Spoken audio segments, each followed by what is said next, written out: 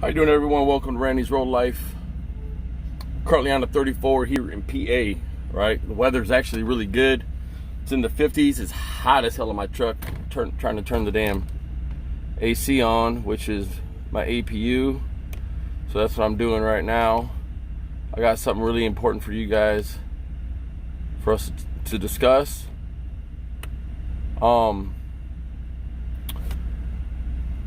The title of this video is called Driver Psychology Equals Safety, right? Now, I've been talking about safety a little bit in my videos while I'm driving and things like that, and prior to that. So, what I'm talking about is very important because it's about us and everyone else we have to interact with indirectly and directly when it comes to our profession and on the road. Doesn't matter where we're at. Now, look. Driver psychology encompasses a lot of things. First, I'm going to talk about happiness, sadness, and things like that, dealing with your career, right? Nobody can make you happy, first of all. Let's get that clear, right? And I'm going to explain why, and please follow along with me. Nobody can make you happy. Only you can make you happy. There we go. And APU's fired up.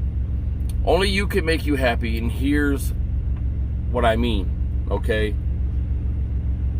Sometimes we set our standards or really our expectations so high, they're unreasonable for anybody to try to meet them, right?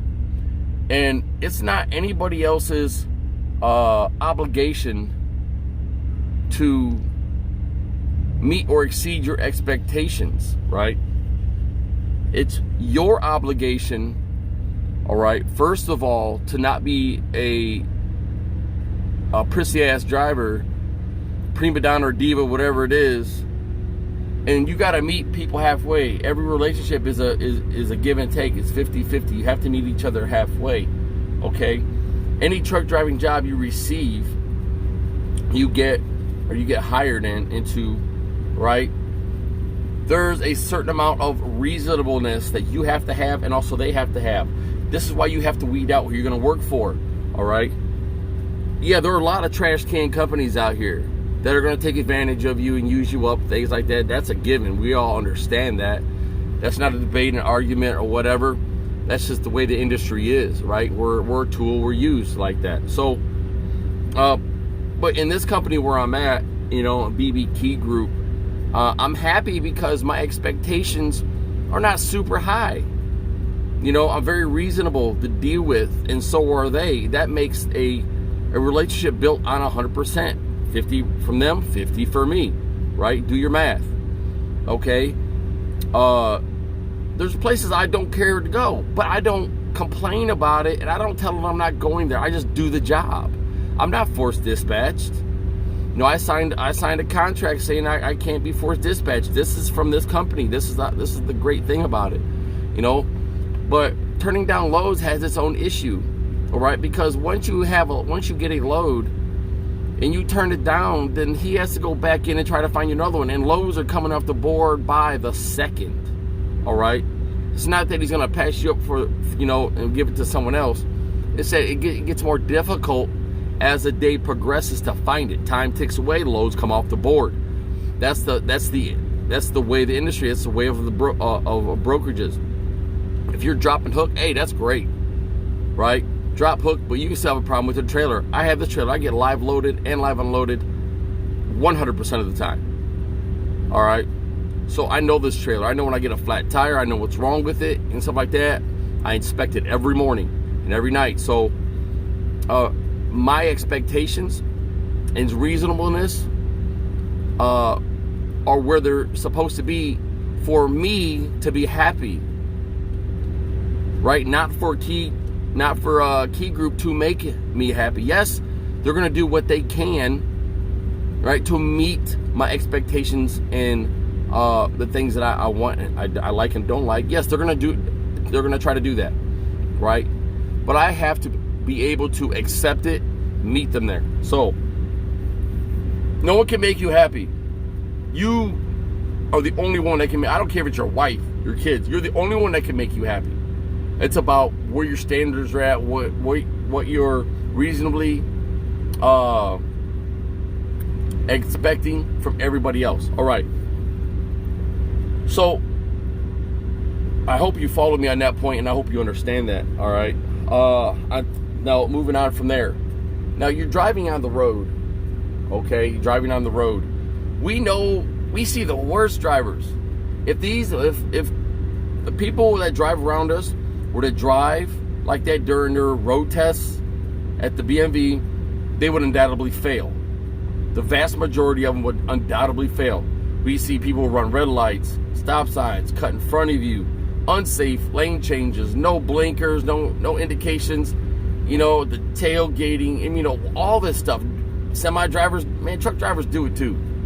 Okay, if you would have drove like that during your commercial road test, your ass would have never received you never would have passed. All right, so we have to drive and make decisions for them. All right, that means if you have someone riding on your right side, you can see them in your mirror, hopefully, right? If you're paying attention to the road.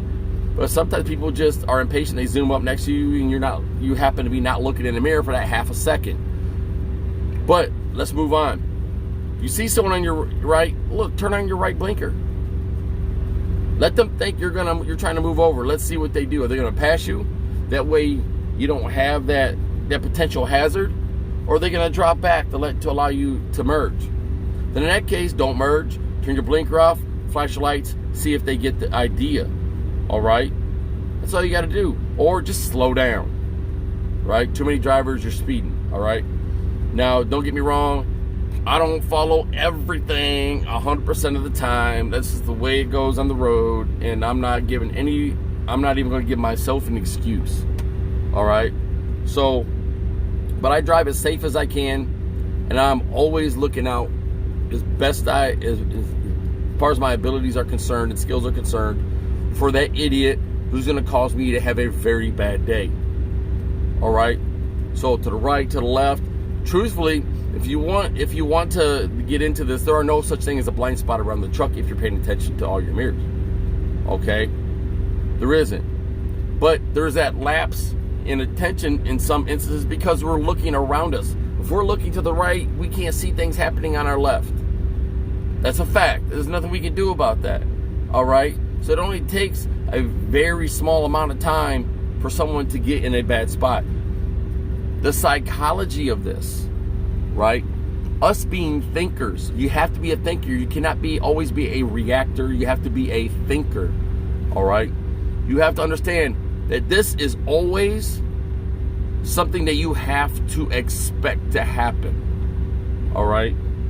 You always have to expect this to happen. Even if a person's going to do it, think that he's probably going to do it anyways, right? If I'm trying to merge left and I see cars next to me and lined up behind him, or I see a car not even next to me, but he's kind of behind me a little bit, I'm going to wait to see what he's going to do. I'm not just going to turn my blinker and move, or move as I turn my blinker, right? Too many drivers do that. It's very dangerous. Too many drivers do that, and you cannot be doing that. You activate your turn signal. Watch, wait, see what that individual is going to do. Is he going to pass you? Is he going to flash you and let you get over? Is he not going to do anything? Just sit there. If you give him a few seconds to see if he's paying attention, because some of these people, they're not paying attention. They're listening to music and not even looking at you and not even paying attention to your blinker, even though you have 4 blinkers up the side of your truck, from the back to the side of the trailer to the side of your truck to the front of your truck, that you can see all of them. I can see all of them. You know what I'm saying? So give them a little bit to figure out, and realize what is going on next to them or in front of them, okay? And let them try to make that. And if they don't, then slowly merge, okay? Just to see. Make sure they don't try to swoop up past you, because then, if you whip that truck back to the right, you're going to tail whip, all right? And that could potentially be pretty hazardous. Now, so you have to drive for people. You have to make decisions for people. You have to do things thinking and being smart and use rationalization to help people make conscious decisions about their safety and yours, so we all go home at the end of our trips. All right? So you got to please be smart about that. Even if you're turning into a place, right? Even if you're turning into a place and you got cars moving here and there and stuff like that, you know, and you think these people might be in your way, hey, let them know, hey, I'm turning here. Use your hand signals, things like that. Get their attention. Honk your city horn. Hey, I'm turning right here. Blah, da, da, da. My blinker's on. I'm turning in this direction. I do that all the time, so people understand. Or if I see a car coming, I'm making that wide right hand turn, and I know if he parks up to the white line right there, I can't make that turn until he backs back up. I will use a hand signal. Hold up. I'm turning this way, right? Hopefully they're looking at me, right? And I'm watching to see if they're slowing down to stop, so I can stop in a reasonable amount of time so we don't end up hitting each other, right? Now, this doesn't always work because people don't pay attention, or just they don't care, or they might just be dumb, right? They're having a dumb moment, and they still pull up to the white line right in front of the nose of your truck. That happens to me, you know, or just people see you coming, they just don't care, you know?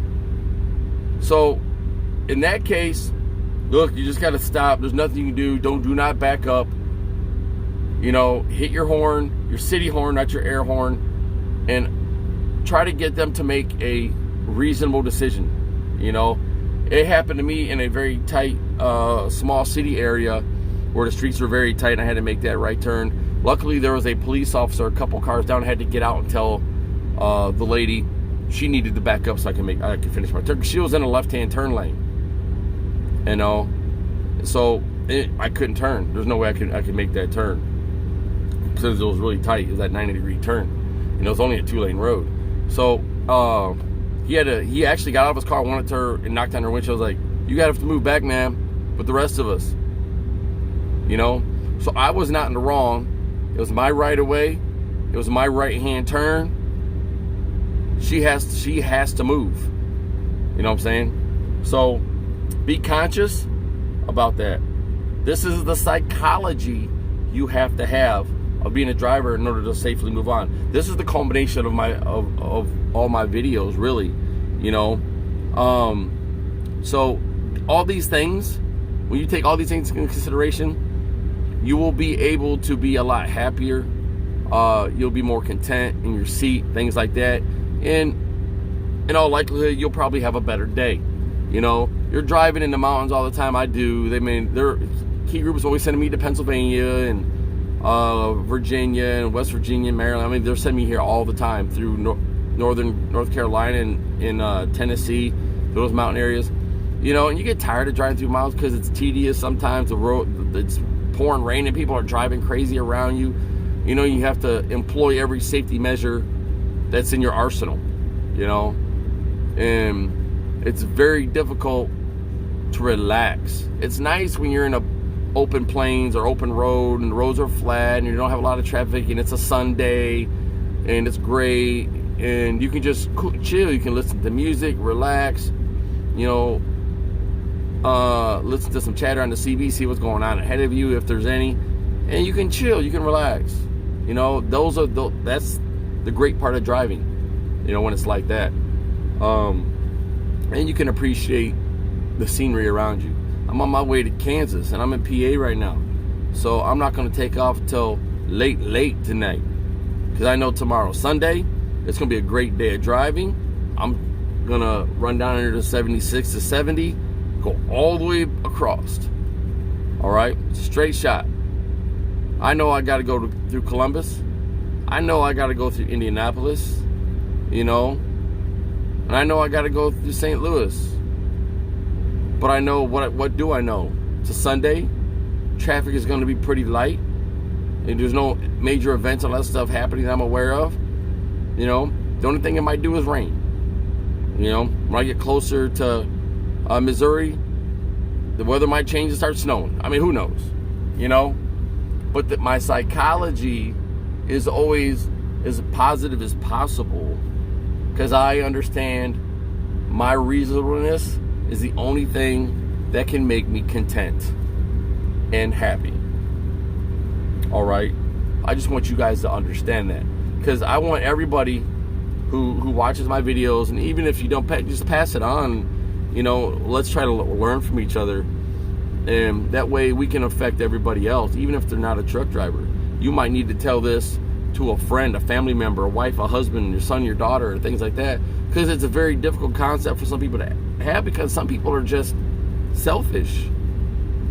You know, it's not about the other individual in front of you, it's just about them and only them. So this brings in objectivity. You have to be able to look at yourself in a reasonable manner and determine if you are being reasonable. All right? If your expectations are too high. Now, having high standards, high principles, there's nothing wrong with that. Right? That's for you. That's self. All right? But dealing with other people, you have to understand you are not their God. You are not their happiness. Okay? You are possibly someone's bad day. All right? Or you can assist in someone else having a great day. It depends on if you want to be an ass or if you want to be cordial and considerate. Right? I used to be very rough around the edges, not really care, you know, and used to say, well, if they have emotions, that's their problem. But we're all human. We have emotions all the time. So, you know, I try to be conscious of if I'm being reasonable or not, because I don't want to blatantly hurt anybody's feelings. I'm not trying to do that. I don't wake up like, oh, great, I'm gonna crush feelings today and hurt people, make people cry, and make people angry. You know, I deal with road rage individuals. Most of you do. You know, what's that mean? It means you got to stay composed. They're not. You have to be. Both of you can't be in road rage scenario, because then somebody might not be going home, or both of you might not be home. You might be going to jail. They might be going to jail. There's a number of scenarios that can occur from that type of event. So you have to be the reasonable one. You have to be the conscious one. You have to be the objective one. Right? This is about you as much as it is me being about me. All right? It's like, you know, you keep your truck clean. You know, it's about everything that you do and don't do. Hygiene. All right? I take a lot of satisfaction in my hygiene.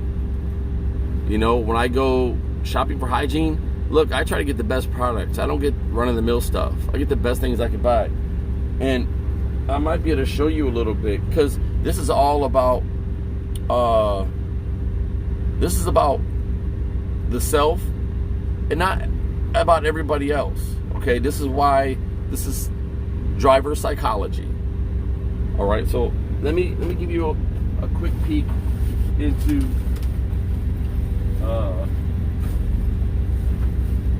my shower bag.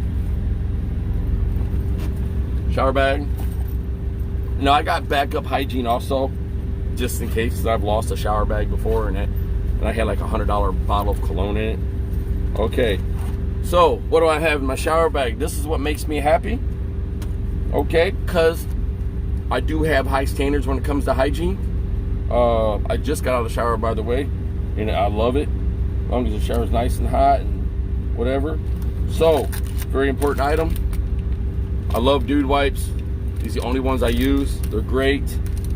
All right. My wife likes these too. We use them at home. I do have some hair on my head, so I use Head and Shoulders Detox and Refresh. This stuff is potent. I cannot stress that, because it will almost, even if you don't get in your eyes, it'll kind of make your eyes burn a little bit. My favorite body wash, I swear by this stuff, is Harry's. You can't really find this at Kroger. You find this at Walmart. It comes with a green, there's like a purplish bottle, then there's this like orangish bottle right here. This stuff is great. I shave with this, and it's so smooth. I mean, this stuff is smooth. I've said before, if you took a shower with this and you decided to run down a Michigan road and do a baseball slide, you could probably slide down the rest of the street on your ass. Don't try that. It's an exaggeration just to show you how good this stuff is. Deodorant, Dove. This is actually the Cool Silver. I like the charcoal the best, but I couldn't find none the other day, so I got that. Colgate advanced whitening and all that good stuff. I also use a Harry's razor. These razors are very good. I'll show you something else that goes along with that. So I got extra razors. You can buy these in packs. I got 2 4-packs. Harry's, there you go. These are always locked up in a case. You guys have seen all my vitamins and supplements that I take already. Oral-B toothbrush, all that good stuff. And I keep Lysol, Febreze, and all that stuff also in the truck.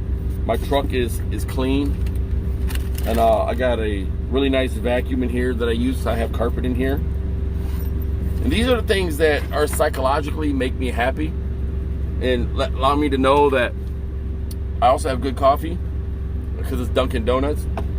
When I keep my coffee in this thing right here, I'm almost Actually, this will last me probably a couple more weeks. About another week and a half, 2 weeks. I only drink one of these a day, right? Sometimes I don't even finish it. So, I gotta throw this thing away. There it is, empty.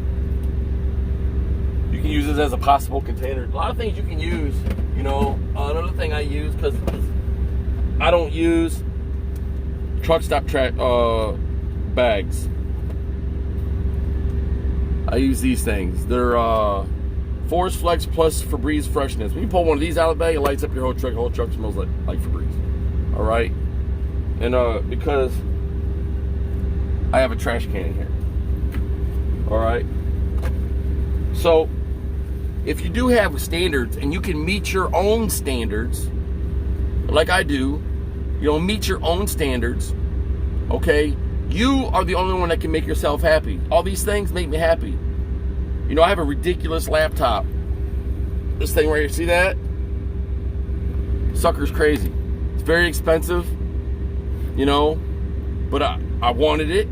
I bought it. It makes me happy. It works great. I got this TV down here. I got a PS4 in my truck, games and stuff that I like to play on my 34s, and when I'm like super early to a shipper and I have nothing else to do, I either take a nap or I play a game.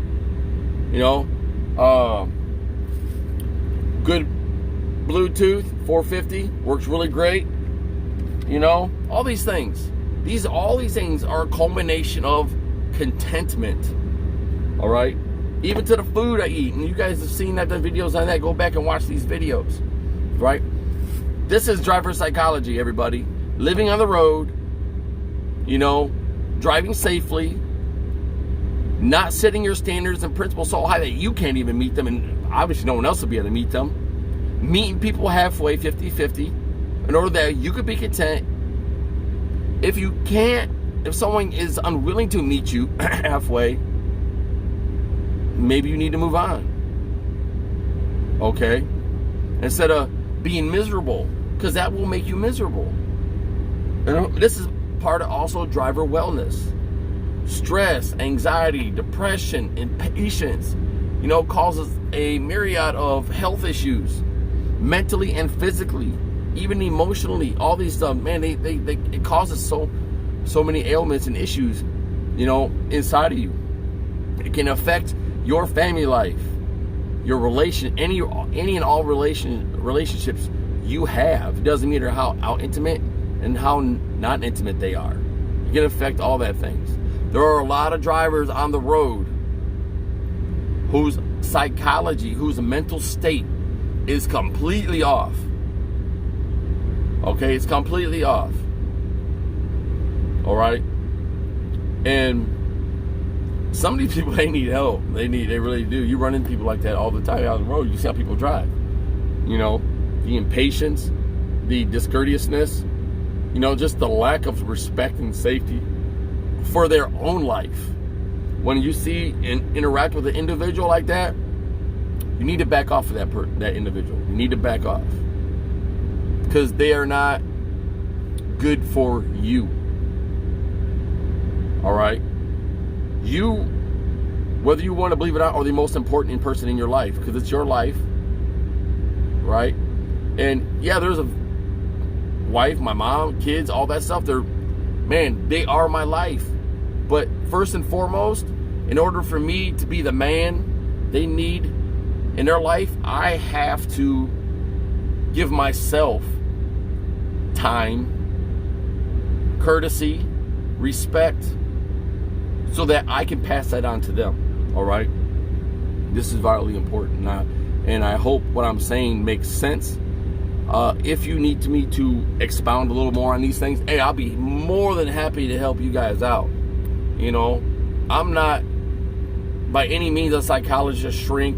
I don't have any type of degree in that. My education in psychology comes from life and epiphanies in life I've had with myself. All right? This is where I get this. And I'm at a point in my life, me and my wife, we talk about this stuff all the time, every day. First of all, I don't owe anybody anything. I give back out of self-respect. I give back out of self-respect. I pay it forward because of what I've been able to do in my own life. So I want everyone else to feel that and to hopefully employ that in their life so they can feel as good as I do. I'm not in no type of depressed state. I'm not unhappy. I'm not discontent. So I want you all to feel the same way. I'm not trying to hoard or bogart anything. I'm not trying to hoard all the miles. I'm not trying to hoard all the loads or all the love from my kids or my mother or my wife. I'm not trying to do none of that. All right? Fact of life, you have to share, people. You just have to share. I have to share myself with everybody. And that's what I'm trying to do. I get angry. I get pissed. I do. I have a temper. But I got to reel it back in, because my temper used to be super, super duper bad. I used to be on some Incredible Hulk stuff. Just rage and just go trying to destroy everything around me. I used to be like that. That's not an exaggeration. There's too many people in my life that can attest to that. All right. So like I said, through epiphanies and things of that nature, and through very hard lessons in life, I've gratefully have come to the point where I'm at now. All right. So I just want to share that with you guys. Culmination of all my videos has come to this point right here. Doesn't mean I'm going to stop posting videos for you guys. Look, I love it when you guys send me comments and things like that. Please keep doing that. I want to hear from you guys. Hit that bell down there, like and subscribe. Let me know what you like, what you don't like, what you want me to discuss or talk about. And if I don't have the information, I will look it up for you. Okay? This is about us. It's not about anybody else. All right? Go to also my Facebook page. It's For Us By Us. It's not called that, really. It's called League of Professional Truck Drivers. I got like maybe 20-something people on there right now. You don't have to always be a truck driver to be on there. But listen, that's what I want you guys to understand about this page. This is a truck driver page. It's consolidate knowledge, right? It's not to roast and be negative and be trolls on people, because you'll get booted off that page immediately if I catch it. All right? When you come on there, you will be respectful. You can absolutely post your videos that deal with truck driving, the trucking industry, or anything that is going to further the goals, lives, and objectives of people already on the page. All right? It's very important. A motto that I have is, when I meet an individual, if I don't believe two parts of this, if I don't believe they can help me be a better human being, learn, or if I cannot learn from them, then we will only be distant associates, right? I got enough people in my life that are just there just to be there, okay? However, if you come into my life and you are receptive to wanting to be a better individual, then by all means, you know, that individual I will be close to, because I want them to be a better individual. Not that I'm the best, because I'm not. I make tons of mistakes every day, all day long. Still, you know, I'm a work in progress just like everybody else. But I don't need anyone in my life that's going to stagnate or bring me down. All right? You'll get booted out of my life immediately, quick, fast, and in a hurry. And I expect you to be the same way if I enter your life. If I cannot help you or bring something good to your life, then why am I in your life? Right? Kick the negativity out of your life, people. Kick it out and keep it out. Put up those bars. Right? See it? Peace out. I'm out. So with that, I'm going to wrap this up. Look, it's about staying uncomplicated and trying to be content at the end of the day, because only you can make yourself that way. And I want to tell all you people that, look, I greatly appreciate what all you do, you know, whatever profession you're in, because you're trying to move forward. You're trying to make a living for yourself, kids, or whatever you're out here to do. Just be kind to yourself so you can be kind to everybody else. All right? With that, I'm going to close. Peace out.